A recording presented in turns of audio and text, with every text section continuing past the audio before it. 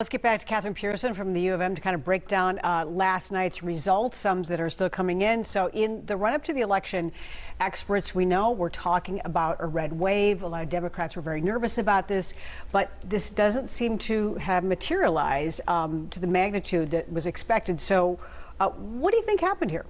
Well, certainly the Republicans did not enjoy a red wave as anticipated. And because the president's approval rating is low and people are concerned about the economy, an issue that Republicans typically do better on, I think sort of everyone was expecting that Republicans would make pretty significant gains retaking the House of Representatives and potentially the U.S. Senate. Now, we don't know what's going to happen with the House of Representatives yet, but it is certainly not the big victory that Republicans were hoping for. With many races still uncalled, it is still likely that Republicans will have a narrow edge in the U.S. House, and the Senate I don't think we'll know until the 6th. But I think both Democrats and Republicans enjoyed high turnout in last night's election. And I think that typically in midterm years, the party of the president suffers from lower turnout. And I just don't think that happened because I think both sides were very energized. We had heard leading up to it that, kind of Trump Republicans would show up in force and a lot of these Trump-backed politicians would do quite well.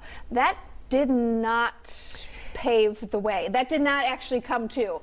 So what, big picture here, what does that mean for the future of the GOP? What does that mean for the future of the former president, who has kind of alluded to the fact that maybe he's going to announce his plans next week? Well, that's right. And the dust obviously has not even settled from this midterm. We don't know party control of either of the chambers, but yet people are already talking about 2024. And the fact that so many of the candidates that former President Trump most enthusiastically endorsed in primaries, such as Mehmet Oz, Kari Lake, did not win. That is a blow to Trump, and the fact that DeSantis, his potential main rival in Florida, won so easily. And Florida actually did enjoy a red wave for Republicans.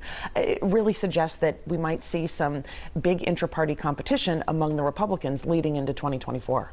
Yeah, DeSantis did really well, and Trump went after him. So that effect, the Trump effect, we're seeing that. I thought in Pennsylvania, the Fetterman-Oz race, very closely watched. People were concerned that Fetterman, he didn't do well maybe because of the stroke, but the guy got down and he got back up again, and he did pretty well. He should use the Chumbawamba song for his next run-up song. And we know that, partisanship matters so much, and most people do vote their party, yet candidate quality and sort of the candidate message really does matter. And so I think that's where the fact that many of Trump's most sort of endorsed candidates didn't do well is a real blow to him as he thinks about his future over the next couple of weeks. That was going to be my question for you. There was a lot of talk leading up to this of vote party line. A couple years ago, it was maybe vote for the candidate, vote for the issue, vote for, the person you thought you agreed or aligned with.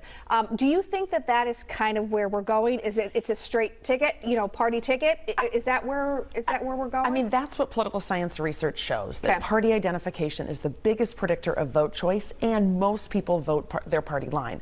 But with such closely divided partisanship in many states, including Minnesota, and nationally, the fact that some people defect from their party or independents are choosing based on the candidates really can make a difference in some of these key races. Incumbency is also a factor that does matter. We're seeing this in many races as well, where the state may have divided, such as Wisconsin, but incumbents hang on.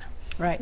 And midterms typically go to the party that is not in power. Right. I mean, with only 3 exceptions in the last 100 years, they do. Yes. Yeah. All right. Kathryn.